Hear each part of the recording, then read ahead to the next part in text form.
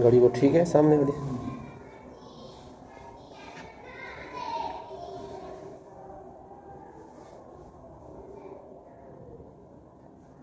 الحمد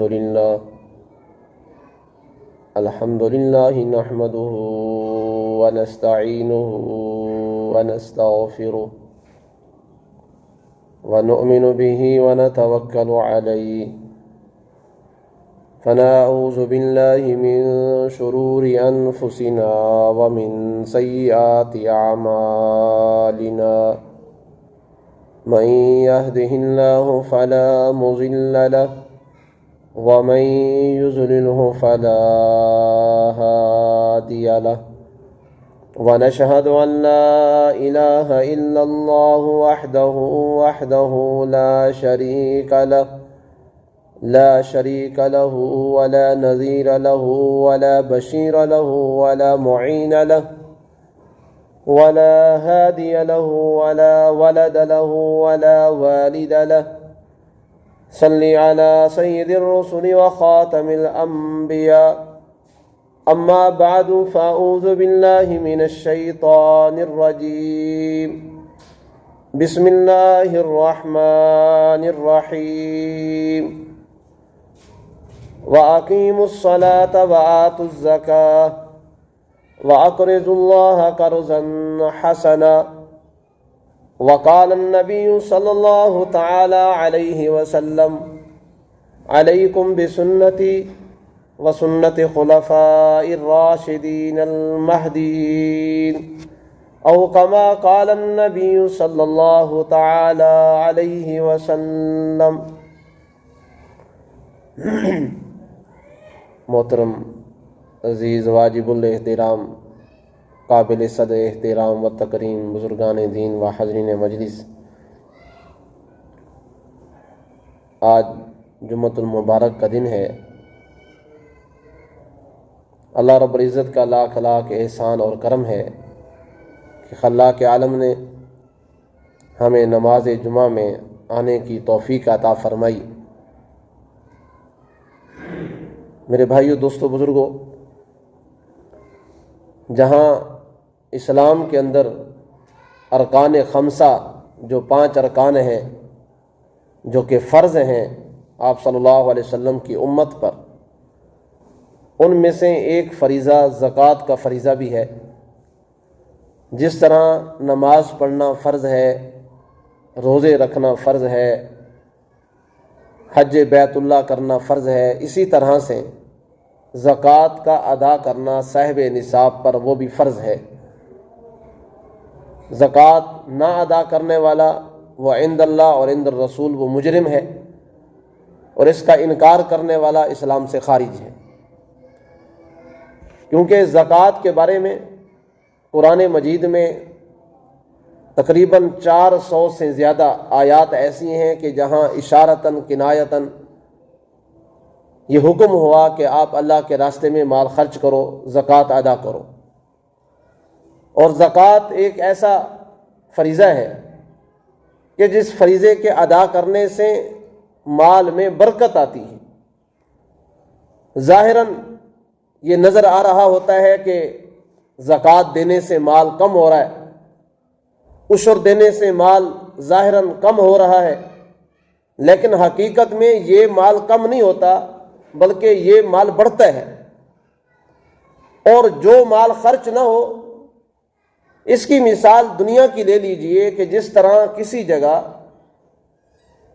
کسی برتن میں، کسی گڑھے میں پانی کھڑا کر دیا جائے، کچھ عرصے کے بعد وہ کھڑا ہوا پانی بدبو مار جائے گا، اس کا رنگ بدل جائے گا، ذائقہ بدل جائے گا۔ اسی طرح سے جو لوگ اللہ کے راستے میں مال خرچ نہیں کرتے، فرمایا کہ یہ ایک ایسی چیز ہے کہ جس طرح اس پانی کی مثال کہ کھڑا کھڑا پانی بھی بدبو مار جاتا ہے، اور جو آدمی اللہ کے راستے میں مال خرچ نہ کرے، عشر زکوٰۃ نہ دے، تو اس کا مال ظاہراً تو مال نظر آ رہا ہے، لیکن حقیقت میں دیکھا جائے کہ یہ جو صاحب مال ہے یہ فقر و فاقے کا حاکم ہے، یہ فقر و فاقے کا مالک ہے یہ انسان۔ اگر یہ صاحب مال ہوتا تو اس مال کو بڑھانے کے لیے مال خرچ کرتا. جس طرح سے قربانی کا جب موقع آتا ہے ذوالحجہ میں، تو آپ دیکھیے کہ جو حلال جانور ہیں جو ذبح ہوتے ہیں ان کی تعداد کثرت سے ہوتی ہے، اور جو حرام جانور ہیں وہ ذبح بھی نہیں ہوتے، ان کی تعداد کم ہے. اونٹ ہے، گائے ہے، بکری ہے، دیکھیے کتنی تعداد میں ہوتے ہیں، اور ان میں سے سب سے کم جانور جو ذبح ہوتا ہے وہ اونٹ ہوتا ہے. وہ کم ذبح ہوتا ہے، اس کی تعداد بھی کم ہوتی ہے. اس کے بعد پھر گائے ذبح زیادہ ہوتی ہے، اس کی تعداد اونٹ کی بنسبت زیادہ ہوتی ہے. پھر اس سے زیادہ جو سب سے زیادہ جانور ذبح ہونے والا وہ بکرے بکریاں ہیں، اور ان کی تعداد بنسبت گائے کے ان کی تعداد زیادہ ہے. تو معلوم ہوا کہ جو چیز اللہ کے نام پر قربان ہو، اللہ کے نام پر ادا کی جائے، اللہ کے حکم کے مطابق اس کو قربان کر دیا جائے، وہ چیز کم نہیں ہوتی بلکہ وہ چیز زیادہ ہوتی ہے. اب یہ حرام چیزیں ہیں، مثال کے طور پر خنزیر ہے، کتے ہو گئے، یہ حرام چیزیں. کتے کو ذبح نہیں کیا جاتا، حالانکہ ان کی پیدائش کے لحاظ سے اگر دیکھا جائے، ایک کتیا جب بچے جنتی ہے تو 8 10 اس کے بچے ہوتے ہیں. اور حلال جانور دیکھیے، گائے ہے، بچہ پیدا ہوتا ہے ایک ہوتا ہے، کبھی اللہ قلیل کسی کے 2 ہو جائے. اونٹ ہے، ایک بچہ پیدا ہوتا ہے. بکری ہے، اس کے 2 3 4 سے اوپر نہیں جاتے. یعنی کہ اگر اس کا موازنہ ہم حرام جانور سے کریں، کتیا سے کریں، اگر بکری کا موازنہ حلال جانوروں میں سے، چلو بکری کی ایوریج اچھی ہے، اگر اس کا بھی موازنہ ہم کریں ایک اس جانور سے جو حرام ہے، کتیا ہے، پیدائش کے لحاظ سے اس کی بچے زیادہ ہوتے ہیں اور بکری کے بچے کم ہوتے ہیں. لیکن آپ علاقے میں، ملک میں کسی جگہ گلی کوچے میں دیکھیں، زیادہ ہمیں بکریاں نظر آئیں گی. یہ جو کتے اور کتیاں، ان کی جو نسل ہے بنسبت بکریوں کے بہت کم ہے، حالانکہ ان کی پیدائش بھی زیادہ ہے. وجہ یہ ہے کہ حلال جو جانور ہے، جو اللہ کے راستے میں قربان ہوتا ہے، جو اللہ کے راستے میں ذبح ہوتے ہیں، اس کے اندر اللہ تعالیٰ برکت ڈالتے ہیں. ظاہراً اس کی تعداد کم ہوتی ہے، لیکن اللہ نے اسی کے اندر برکت رکھی ہوتی ہے. برکت دینے والی ذات میرے اللہ کی ذات ہے. تو اس وجہ سے ایسا مال جو ہمارے پاس ہے، اگر ہم اس کو اللہ کے نام پہ اگر خرچ کریں، اگر اس کو ہم فی سبیل اللہ ادا کریں، تو یہ مال ظاہراً نظر آ رہا ہے کہ یہ مال ہم سے دور ہو رہا ہے، ظاہراً نظر آتا ہے کہ مال ہم سے کٹ رہا ہے، کم ہو رہا ہے، لیکن یہ مال کم نہیں ہوتا، بلکہ مال حقیقت میں یہ بڑھنے کے لیے کم ہو رہا ہے. تو میرے بھائیو، دوستو، بزرگوں، اور سب سے بڑی بات کہ اگر مال نہ بھی بڑھے، ایک اللہ اور اللہ کے نبی صلی اللہ علیہ وسلم نے ایک حکم جاری کر دیا، ایک حکم صادر ہو گیا ہے کہ آپ نے یہ کام کرنا ہے. اب حقیقی مسلمان تو وہ ہے کہ چاہے اس کے اندر انسان کا سارا مال لٹ جائے، جس طرح حضرت سعد رضی اللہ تعالیٰ عنہ صحابی ہیں، انہوں نے کہا کہ اگر اللہ کے نبی صلی اللہ علیہ وسلم کی اطاعت کرتے ہوئے، انہوں نے کہا کہ اگر میرا مال جاتا ہے تو چلا جائے، انہوں نے کہا میری جان جاتی ہے تو چلی جائے، مجھے اس بات پر خوشی ہے کہ میں اللہ اور اللہ کے نبی صلی اللہ علیہ وسلم کی فرما برداری کر رہا ہوں. تو میرے بھائیو، دوستو، بزرگوں، اس دور میں پہلا فریضہ نماز کا ہے. ہم نماز میں تو سستی کرتے ہی کرتے ہیں، نماز کے ساتھ ساتھ ہم زکوٰۃ دینے میں، عشر ادا کرنے میں ہم سستی کرتے ہیں. قربانی جن پہ لازم ہے اس میں سستی کر جاتے ہیں. تو میرے بھائیو، دوستو، بزرگوں، ایک حدیث مبارکہ میں ہے، فرمایا گیا کہ جو آدمی زکوٰۃ ادا نہیں کرتا اس کی نماز بھی قبول نہیں ہوتی. اور زکوٰۃ ایک ایسا فریضہ ہے، فرمایا زکوٰۃ دینے سے مال کے اندر برکتیں آتی ہیں، زکوٰۃ ادا کرنے سے انسان کا مال بڑھ جاتا ہے۔ ایک حدیث مبارکہ میں حضرت ابو ہریرہ رضی اللہ تعالیٰ عنہ کا فرمان ہے، وہ کہتے ہیں کہ آپ صلی اللہ علیہ وسلم نے فرمایا کہ جب کوئی آدمی اللہ کے نام پر خیرات کرتا ہے، مال خرچ کرتا ہے، تو وہ مال فرمایا کہ اللہ رب العزت اپنے ہاتھ میں اس کو لے لیتے ہیں۔ فرمایا یہاں تک اگر ایک کھجور بھی ہو، اللہ رب العزت اس کو اپنے ہاتھ میں لے لیتے ہیں۔ وہ مال، وہ ایک کھجور بھی اگر ہو، وہ بڑھتی بڑھتی فرمایا ایک پہاڑ کے برابر ہو جاتی ہے۔ تو میرے بھائیو، دوستو، بزرگوں، اس طرح سے جب ہم لوگ اللہ کے نام پر مال خرچ کریں گے، زکوٰۃ ادا کریں گے، اس کا معاشرے میں فائدہ یہ ہوگا کہ معاشرے میں غربت ختم ہوگی۔ وہ مسلمان، وہ بھی ہمارے بھائی ہیں جو کلمہ گو ہیں، جنہوں نے کلمہ پڑھا ہے، آج وہ ایک مسلمان عیاشی کرے، ایک مسلمان پیسوں کے ساتھ کھیلے اور دوسرا مسلمان غربت میں وقت گزار رہا ہو، اس مسلمان بھائی کے پاس کھانے کے لیے کچھ نہ ہو، پینے کے لیے کچھ نہ ہو، تو یہ ویسے بھی اگر ہمارے معاشرے میں دیکھا جائے یہ چیز عیب دار شمار ہوتی ہے۔ اگر کسی ایسے علاقے میں چلے جائیں جو اسلام سے دور ہے، اسلام سے کٹے ہوئے ہیں، کوئی یہود و نصارہ ہیں، سکھ ہیں، مجوسی ہیں، داریے ہیں، ہندو ہیں، اگر ان علاقوں میں بھی چلے جائیں، ایک معاشرے کے اندر بھی یہ چیز ہے کہ اگر کوئی صاحب مال ہے وہ ایک غریب انسان کا خیال کرے گا۔ اور اسلام نے جو ہمیں یہ فریضہ سونپا ہے زکوٰۃ دینے کا، اس وجہ سے فرمایا کہ آپ کے اس زکوٰۃ دینے سے معاشرے کے اندر امن اور سکون آئے گا۔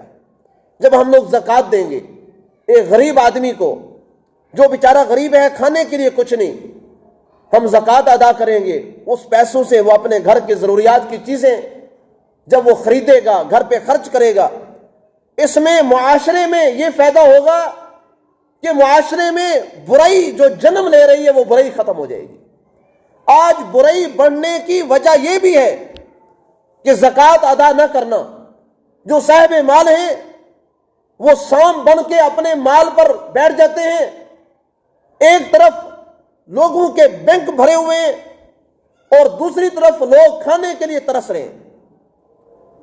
آج اگر انسانیت، اگر اسلام تو وہ تو ایک اعلیٰ چیز ہے، اسلام سے ہٹ کے اگر ایک انسان بھی ہے، انسانیت کے ناطے اگر سوچے کہ ایک آدمی کے پاس اتنا مال و متاع ہو کہ جس کے کتے بھی مکھن کھائیں، جس کے جانور کے لیے 4 3 انسان رکھے جائیں ان کے کتے کی حفاظت کرنے کے لیے، اور دوسری طرف غریب لوگوں کو پانی پینے کا میسر نہ ہو، تو یہاں انسانیت ہی ختم ہو جاتی ہے۔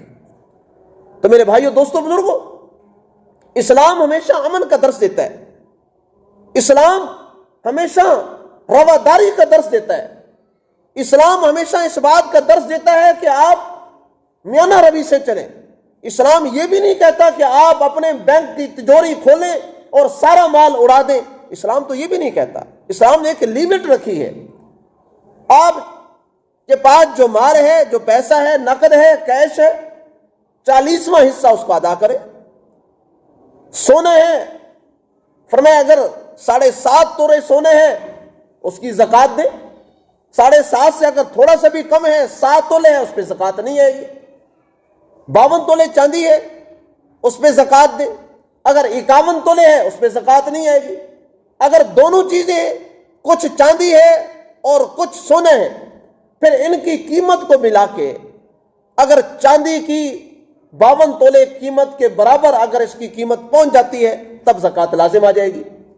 تو میرے بھائیو، دوستو، بزرگوں، جب ہم مال کی زکوٰۃ دیں گے، مال کو اللہ کے نام پر خرچ کریں گے، پھر اس مال کی حفاظت بھی اللہ کے ذمہ ہو جاتی ہے، پھر فرشتے اس کی حفاظت کرتے ہیں۔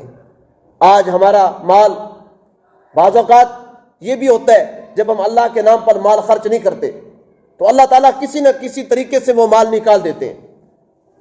ہاسپٹل میں، تھانے میں، کچہری میں، پریشانیوں میں، بیماریوں میں، آزمائشوں میں، وہاں انسان خود دوڑ کر جا کر مال دے کر آتا ہے، کوئی بیماری آ جائے خود دوڑ کر ڈاکٹر کے پاس جا کر پیسہ دے کر آتے ہیں، کوئی آزمائش آ جائے تھانے کے اوپر جا کر کوئی کیس ہو جائے تھانے میں جا کے ذلیل بھی ہوتے ہیں، رسوا بھی ہوتے ہیں، وقت بھی لگتا ہے، پیسہ جو زکوٰۃ کی رقم ہے اس سے کئی گنا پیسہ اڑ جاتا ہے۔ تو میرے بھائیوں، دوستوں، بزرگوں، لیکن ہم لوگ اپنے ہاتھ سے اللہ کے نام پر خرچ کرنا گوارا نہیں کرتے۔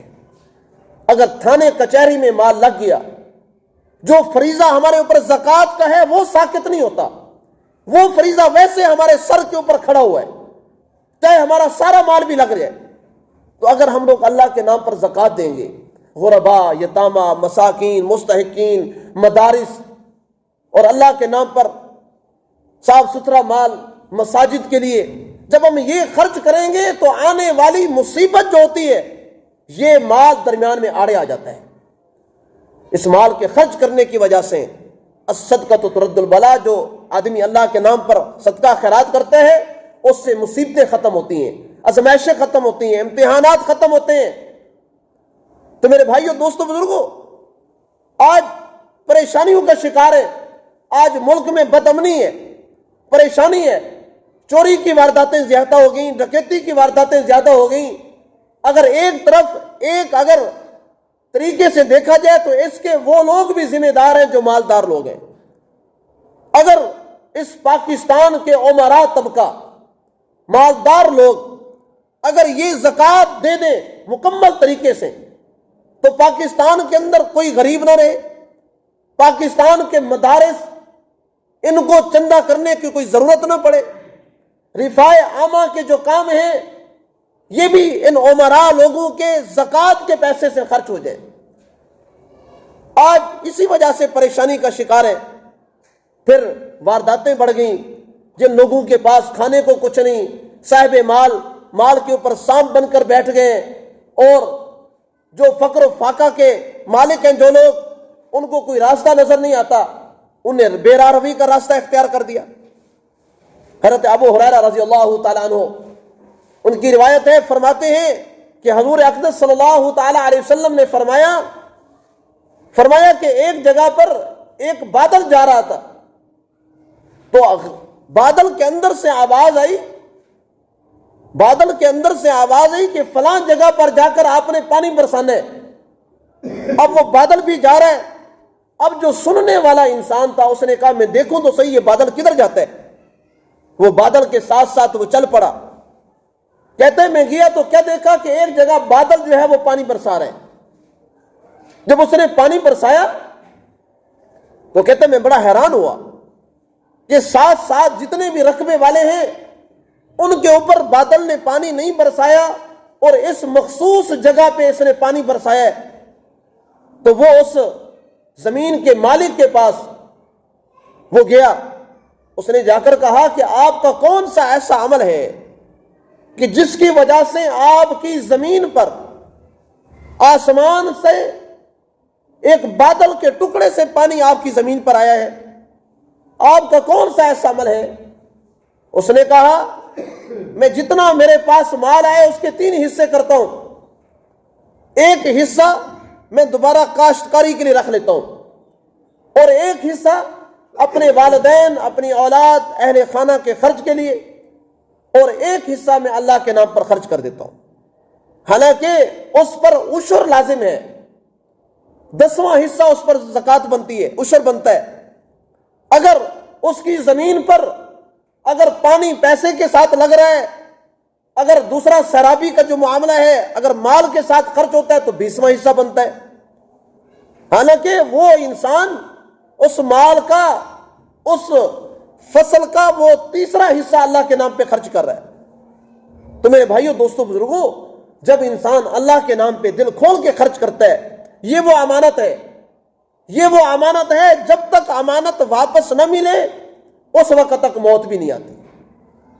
ایک اللہ والے سے ایک واقعہ مذکور ہے، کہتے ہیں کہ ایک انسان کی بڑی زیادہ عمر ہو گئی، اس سے پوچھا کہ آپ کی تو بڑی عمر ہو گئی، کیا وجہ؟ اس نے کہا کہ میں نے اللہ تعالیٰ کو مقروض کیا ہوا ہے، جس طرح قرآن مجید میں ہے وَمَن يُقْرِضِ اللَّهَ قَرْضًا حَسَنًا، کون ہے جو اللہ کو قرض حسنہ دے، اور پھر اللہ تعالیٰ اس قرض حسنہ، اب کوئی آدمی کسی سے قرضہ لیتا ہے، قرضہ واپس ہوتا ہے. ایک آدمی نے پیسہ لیا، جی مجھے قرضہ چاہیے، قرضہ واپس آ کے کرتا ہے. اور اللہ تعالیٰ نے فرمایا کہ جو مجھ رب کو قرضہ دے گا میں خدا اس کو 10 گنا دنیا میں دوں گا، فَلَهُ عَشْرُ أَمْثَالِهَا، اس جیسا 10 گنا دنیا میں دوں گا اور 70 گنا آخرت میں دوں گا. یہ کوئی میری آپ کی، کوئی دنیا کے کسی انسان کی بات نہیں ہے، یہ اللہ تعالیٰ نے اپنے بندوں سے وعدہ کیا ہے. اس وجہ سے میرے بھائیو، دوستو، بزرگوں، ہم لوگ زکوٰۃ، عشر، فطرانہ، قربانی، ایسے معاملات میں ہم لازمی اس پہ توجہ کیا کریں. زیادہ سے زیادہ ہم زیادہ بھی دوڑے لگاتے ہیں تو فطرانے پہ آ کے کہتے ہیں جی فطرانہ ادا کرنا ہے، اچھی بات ہے، فطرانہ بھی ادا کریں، اس کے ساتھ ساتھ اگر صاحب مال ہے تو زکوٰۃ بھی ادا کریں.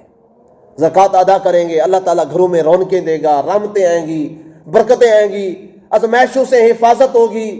تو میرے بھائیو، دوستو، بزرگوں، یہ زکوٰۃ دینے سے فرمایا گیا کہ ایک ایسا عمل ہے، اس سے چاہے زکوٰۃ ہو یا صدقہ خیرات ہو، اللہ کے نام پر ہو، اس سے مال کم نہیں ہوتا، مال بڑھتا ہے اور دلی سکون میسر ہوتا ہے. ایک صحابی رسول آپ صلی اللہ علیہ وسلم کے پاس ہے مہمان بن کر، تو حضور اقدس صلی اللہ تعالی علیہ وسلم کے گھر میں کھانے کے لیے کچھ نہیں تھا.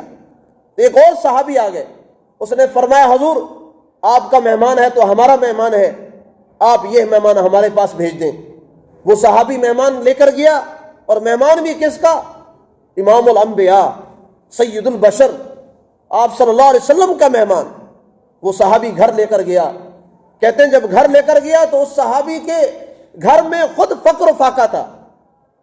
اس صحابی کے گھر میں ایک انسان کے لیے کھانا موجود تھا، اس کے بچے بھی بھوکے تھے.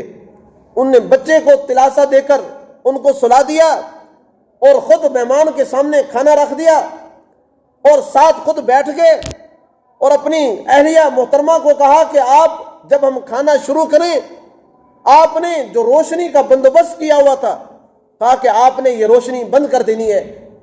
اس کی بیوی نے وہی کام کیا.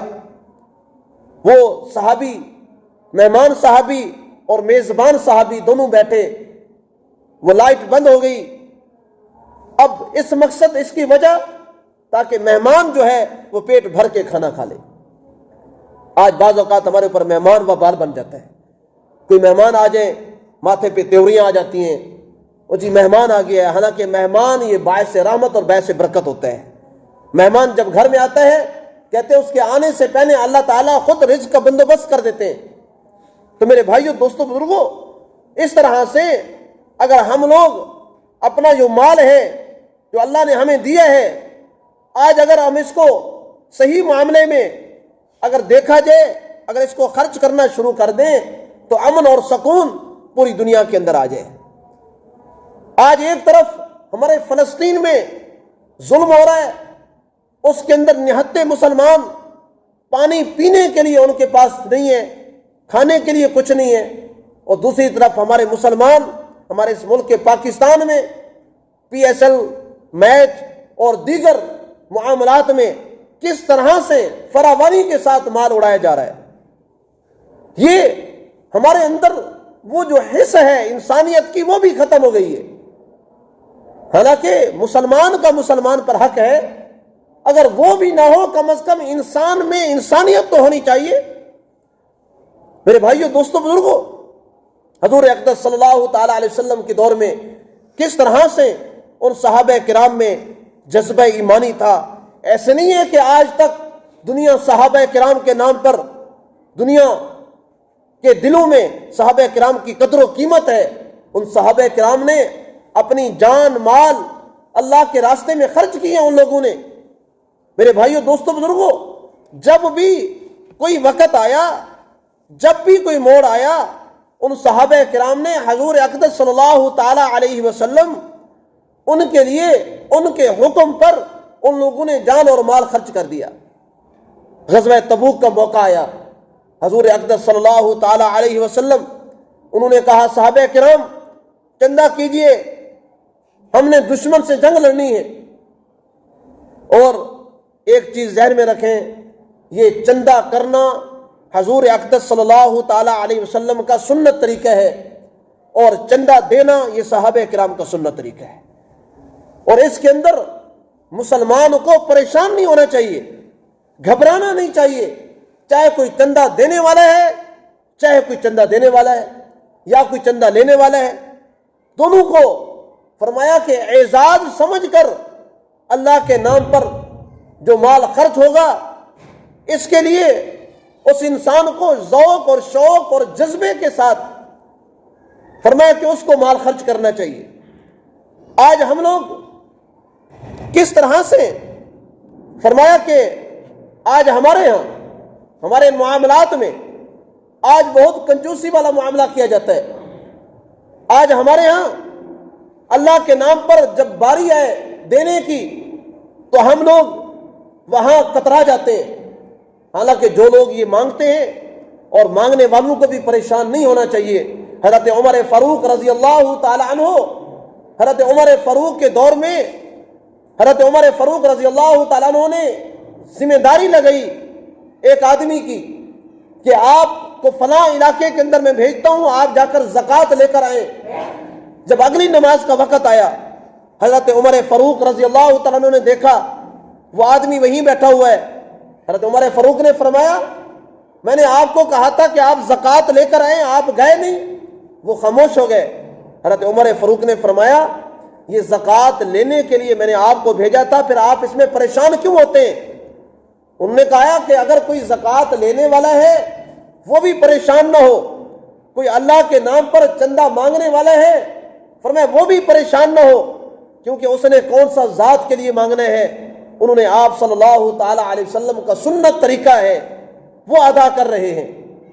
اسی وجہ سے میرے بھائیوں، دوستوں، بزرگوں، اگر دیکھا جائے یہ جو زکوٰۃ مانگنے کے لیے کہ اگر ہمارے پاس آ گئے، بلکہ ان لوگوں کا ہمارے اوپر احسان ہے کہ یہ خود چل کر ہمارے پاس زکوٰۃ لینے کے لیے آتے ہیں، ہمیں گھر بیٹھ کر ہمارا فریضہ ادا ہو رہا ہے۔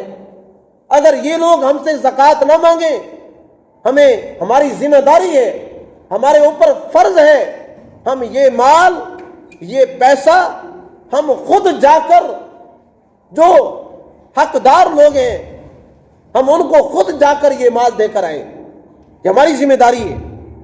غزوہ تبوک کا موقع آیا، حضور اقدس صلی اللہ تعالی علیہ وسلم انہوں نے چندہ کیا، حضرت ابو بکر صدیق رضی اللہ تعالیٰ عنہ گئے، گھر کا سارا مال لے کر آئے۔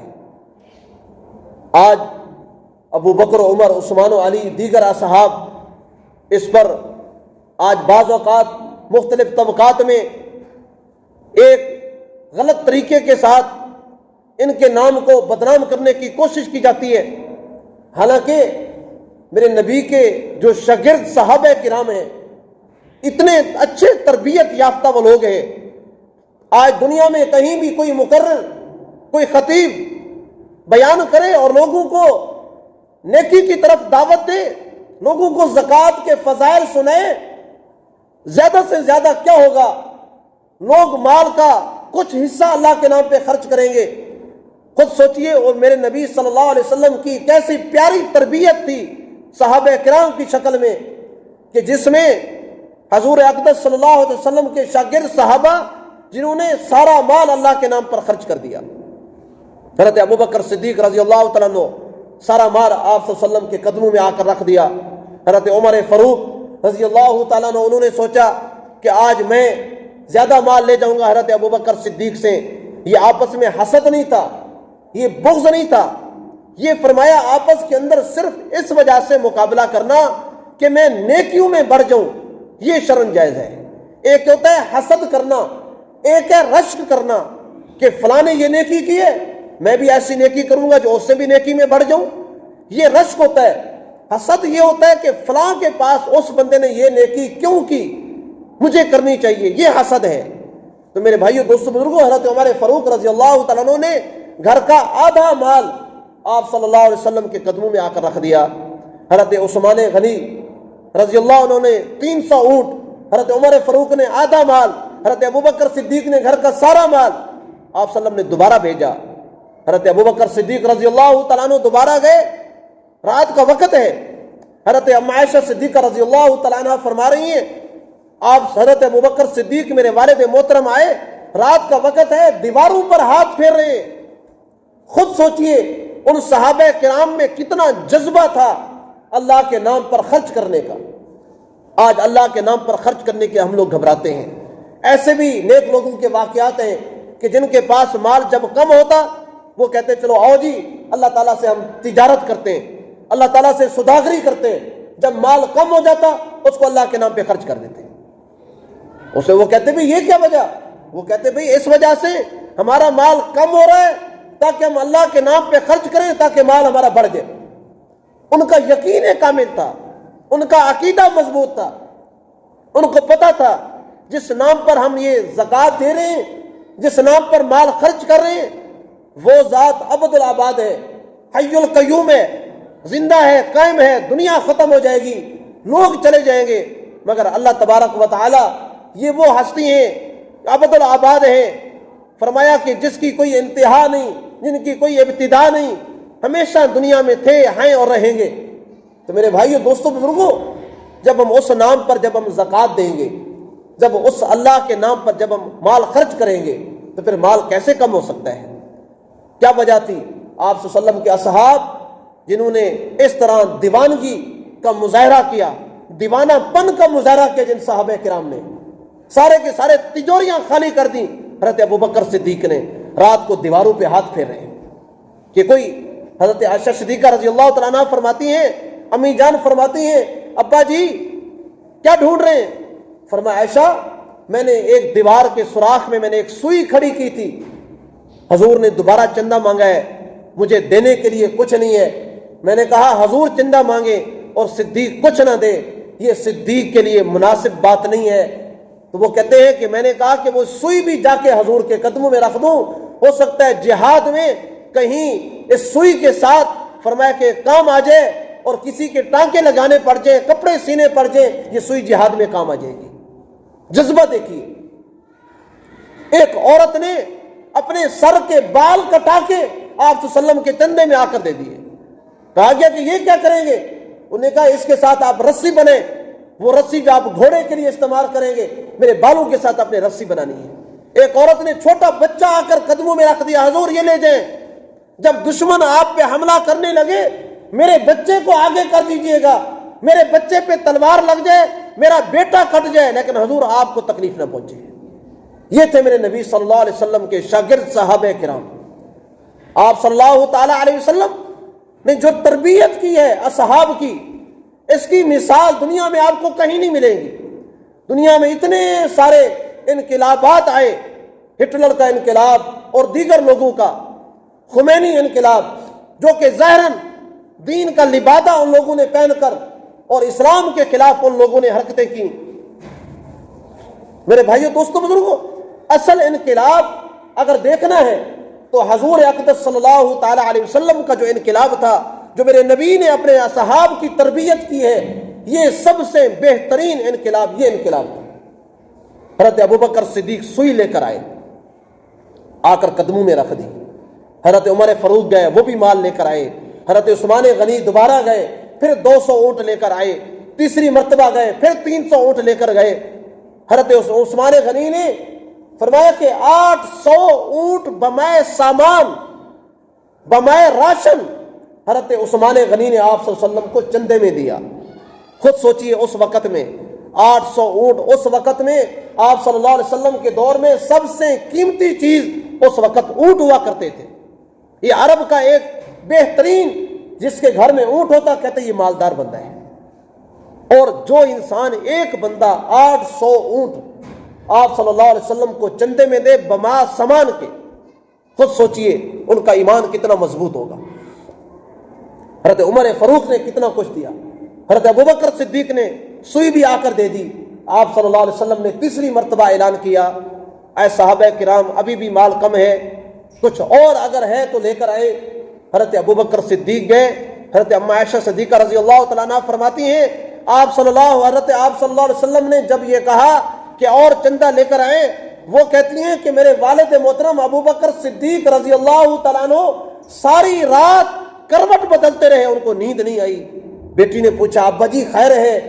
کہا بیٹی تیرے پیغمبر نے چندہ مانگا ہے اور میں صدیق یہ چاہتا ہوں کہ سوئی بھی تھی وہ بھی میں نے دے دی، میں چاہتا ہوں کہ حضور چندہ مانگے اور صدیق کوئی چیز نہ دے، یہ صدیق کے لیے مناسب نہیں ہے۔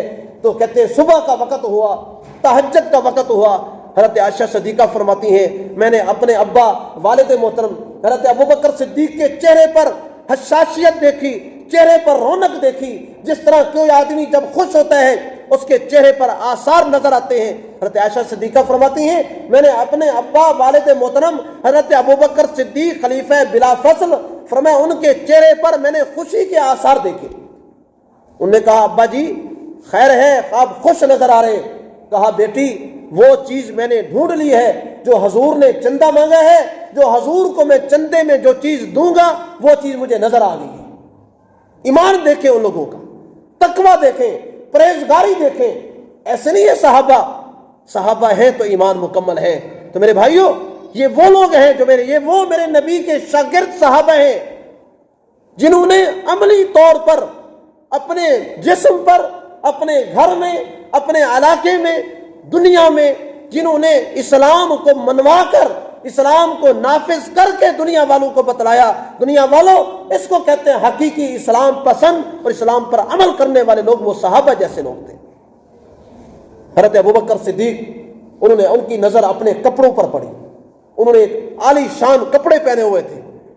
وہ صبح گئے بازار میں جا کے انہوں نے اس اپنے کپڑے کا ریٹ لگوایا، اچھی قیمت لگی، انہوں نے پھر ٹاٹ کا لباس خریدا، ٹاٹ کا لباس خرید کے وہ پہنا، کپڑے اتارے، کپڑے بیچ دیے۔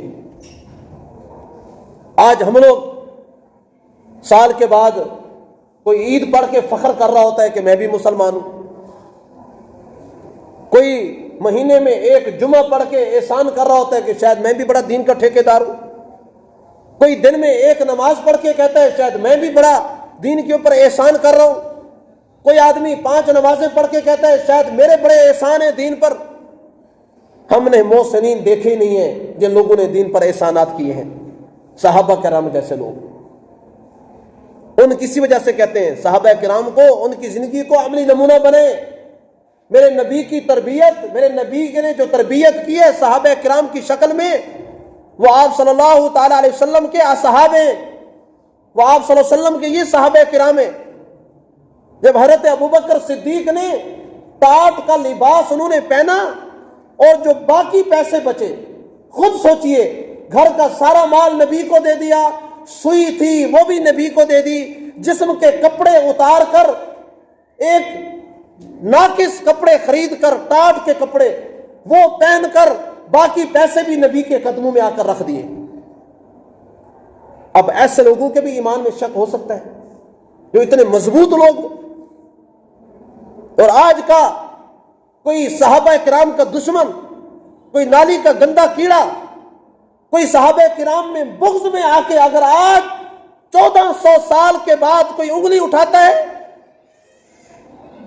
وہ نشئی شرابی، دل کا کالا، رنگ کا کالا، عقل کا کالا، دماغ کا کالا، سوچ کا کالا، اس کی سوچ کی کیا حیثیت ہے ایسے صحابہ کرام کے بارے میں جن صحابہ کرام نے اتنے عظیم قربانیاں دی ہیں۔ حضرت ابوبکر صدیق نے جب وہ ٹاٹ کا لباس پہنا، اللہ تعالیٰ نے اوپر آسمان کے فرشتے بھی دیکھ رہے ہیں، اللہ رب العزت بھی دیکھ رہے ہیں، یہ کیا ہو رہا ہے؟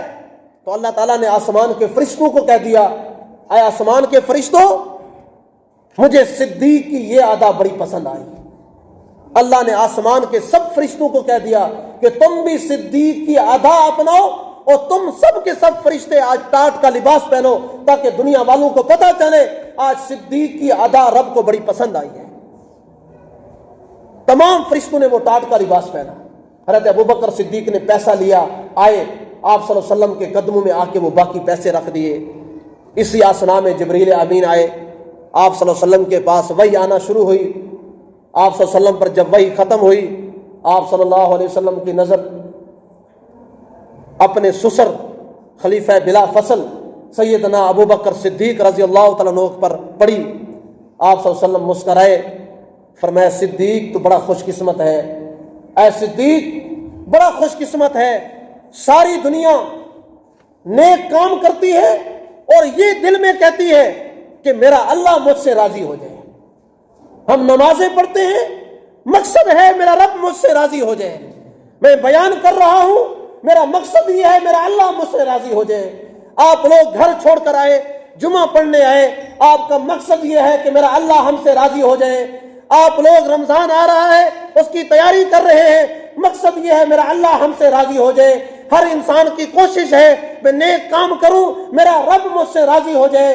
صدیق وہ انسان ہے جس کے بارے میں اللہ نے کہا پیارے حبیب کو، حضور اپنے یار صدیق سے پوچھو تم ٹاٹ کا لباس پہن کر اے صدیق تم رب سے راضی ہو؟ ایسا پوری دنیا میں ایسا انسان آپ کو کوئی نہیں ملے گا جس سے خدا خود پوچھے بتاؤ کہ آپ مجھ سے راضی ہو. آج دنیا اللہ کو کہتی ہے اللہ کریم میں نے یہ نیک کام کیا ہے، اے اللہ مجھ سے راضی ہے کہ نہیں ہے؟ لیکن صدیق کتنا باوفا میرے نبی کا یار ہے، صدیق کتنا ہے. اسی وجہ سے تو حضور نے فرمایا صدیق واحد میری امت میں ایک انسان ایسا ہے جب قیامت کا دن آئے گا اس کا کوئی حساب کتاب نہیں ہوگا، وہ بغیر حساب کتاب جنت میں جائے گا، اس کو ابو بکر صدیق کہتے ہیں. آج ہمارے بچے پیدا ہوں، بچوں کا نام ہم اداکار، فنکار، گلوکاروں کے نام پہ رکھتے ہیں. کبھی ہم نے سوچا کہ ہم نبی کے صحابہ ابو بکر کے نام پہ رکھیں؟ کبھی سوچا عمر، عثمان، علی، حسن و حسین، معاویہ ان صحابہ کرام کے نام پہ رکھیں جن کے واقعات سن کر دلوں کو سکون ملتا ہے، آنکھیں نم ہو جاتی ہیں؟ وہ کیسے لوگ تھے، کیسے پتھر دل لوگ، جب اسلام کی باری آتی ان کا دل نرم ہو جاتا. اپنے گھر کے معاملے میں پتھر تھے، گھر کے اخراجات ہوتے ڈٹ جاتے کہ نہیں بھی فضول خرچی نہیں کرنی. ابو بکر صدیق کی بیوی نے کہا کہ دل کرتا ہے میٹھی چیز کھائیں.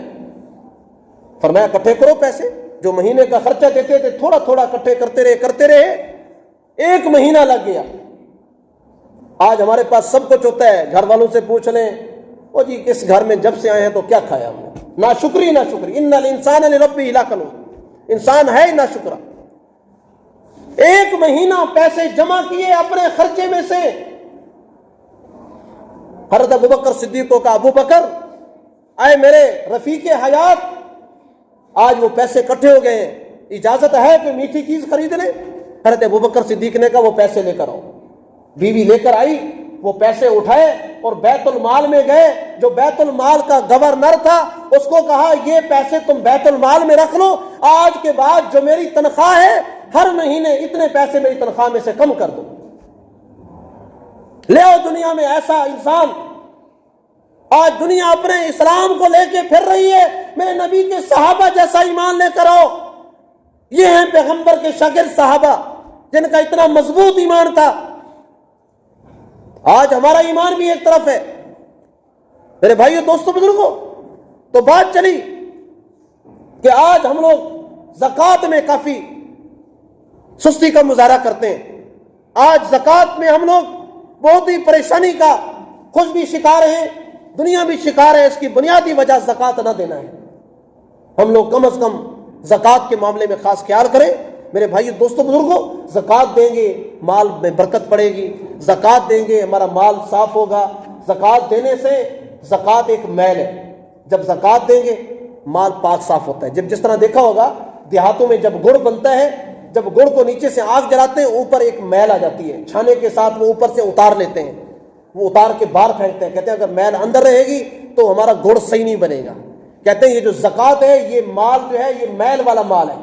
انسان ہے کاروبار کرتا ہے، انسان ہے روزگار اس نے شروع کیا ہوا ہے، کہیں انسان جھوٹ بول دیتا ہے، کہیں چھوٹے موٹے گناہ ہو گئے. جھوٹ تو ایک کبیرہ گناہ ہے، کوئی چھوٹے موٹے غلطیاں ہو جاتی ہیں.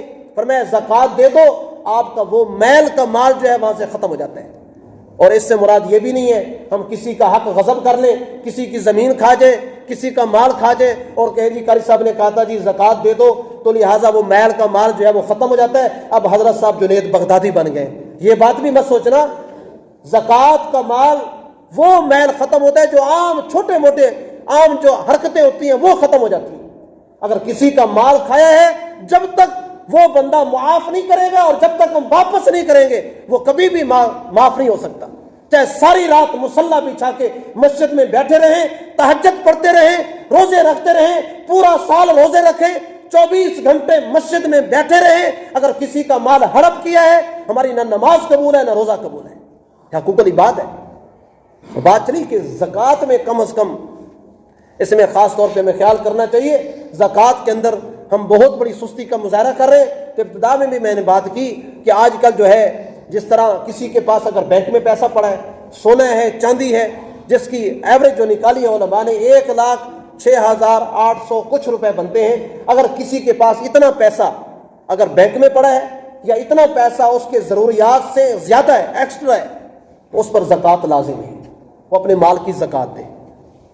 اگر کاروباری ہے اپنے کاروبار کی زکوٰۃ دے۔ باقی اس کے مسائل تو بہت زیادہ ہیں، وہ مسائل انفرادی طور پہ آپ پوچھ سکتے ہیں، لیکن اتنا ضرور ہے، خلاصہ یہ ہے کہ زکوٰۃ دینے میں مال میں برکت پڑتی ہے۔ جو آدمی زکوٰۃ نہیں دیتا، حدیث میں آتا ہے ایک گنجا سانپ، 2 منہ والا سانپ، گنجا سانپ اس مرنے والے کی قبر پہ مسلط ہوتا ہے، اس کو جب تک قیامت قائم نہیں ہوگی اس کو ڈنگ مارتا رہے گا۔ اس کے اور بھی بڑے نقصان ہیں۔ آپ صلی اللہ علیہ وسلم معراج پر گئے تو حضور نے دیکھا زکوٰۃ نہ دینے والوں کو جہنم میں جلتا ہوا دیکھا۔ آج زکوٰۃ نہ دے کر آج دنیا پریشانی کا شکار ہے۔ آج ہم لوگ زکوٰۃ نہ دے کر ہمارے بینک بھرے پڑے ہیں اور لوگوں کے لیے کھانے کے لیے کچھ نہیں ہے۔ یہ بالکل زیادتی ہے، یہ ہم زیادتی کر رہے ہیں۔ ہم لوگ کوشش کریں ہم اپنے اعمال اپنے افعال ایسے بنائیں، کم از کم زکوٰۃ کے معاملے میں۔ اب ماہ رمضان آ رہا ہے، رمضان شریف میں آپ لوگ زکوٰۃ دیں، عام طور پہ زکوٰۃ دیں گے، جتنا پیسہ دیں گے اتنا ثواب ملے گا۔ رمضان میں زکوٰۃ دیں گے تو 70 گنا سے لے کر 700 گنا تک ثواب بڑھ جاتا ہے۔ ہم کوشش کریں، اللہ ہم کو عمل کرنے کی توفیق عطا فرمائے۔ تمام دوست سنت پڑھ لیں۔